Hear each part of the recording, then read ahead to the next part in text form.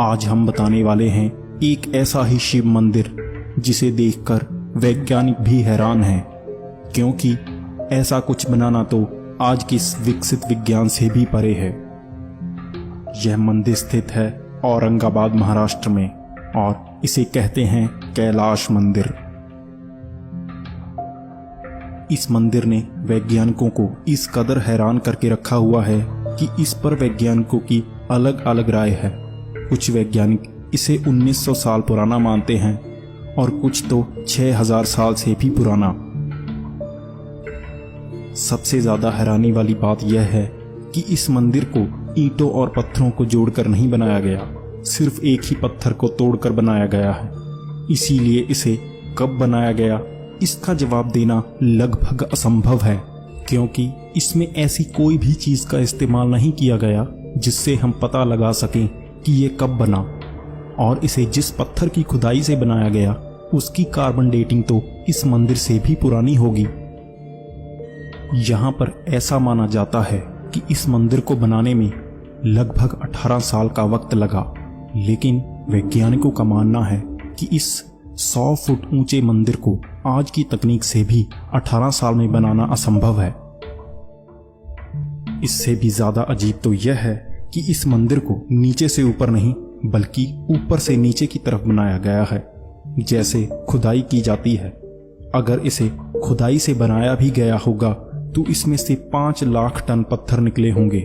अगर एक आदमी रोज 12 घंटे काम करके भी इसे 18 साल में बनाने की कोशिश करता तो उसे हर रोज 150 टन पत्थर हटाने पड़ते, जो कि पूरी तरह से असंभव था। अगर यही हमने आज की तकनीक से भी बनाना हो तो हम इसे 18 साल में नहीं बना सकते, क्योंकि इस मंदिर को सिर्फ खुदाई करके ही नहीं बल्कि हल्के औजारों से बनाना पड़ेगा। वैज्ञानिकों का भी मानना है कि इसे 200 साल से कम में बनाना उस समय के हिसाब से असंभव था। हमारे वेदों में एक ऐसे ही अस्त्र के बारे में बताया गया है जिसके इस्तेमाल से इसे बनाया जा सकता है। इस अस्त्र का नाम था ब्रह्मास्त्र और इसके इस्तेमाल से पत्थर को भी भाप बनाया जा सकता था, और हो सकता है कि इसके इस्तेमाल से इस मंदिर को बनाया गया हो। इस मंदिर में एक रहस्य और छुपा हुआ है, और वो है इस मंदिर के नीचे जाती हुई गुफाएं। दरअसल साल 1876 को इंग्लैंड की एक स्पिरिचुअलिस्ट एमा हेंड्रिक ने एक किताब लिखी जिसमें उन्होंने अपने अनुभव बताए, जिसमें उन्होंने बताया कि उन्होंने कैलाश मंदिर के नीचे बनी गुफाओं का भी मुआयना किया और एक ऐसे ब्रिटिश शख्स से भी मिले जो इस गुफा के नीचे तक जा चुका था, और उसने बताया कि जब वो इन संकरी गुफाओं में से नीचे गया तो उसने एक खुला सा मंदिर पाया जिसमें उसने 7 लोगों से मुलाकात की, और उन 7 लोगों में से एक धुंधला सा दिखाई दे रहा था क्योंकि वो कभी होता और कभी गायब। इस किताब के छपने के बाद कई वैज्ञानिकों ने इन गुफाओं में खोजबीन करने की कोशिश की, लेकिन उसके बाद इन गुफाओं को सरकारी तौर पर ही बंद कर दिया गया और आज भी इन गुफाओं को बंद ही रखा गया है। तो आखिर ऐसा क्या है इन गुफाओं में जो आज भी इसकी खोजबीन पर रोक लगाई गई है?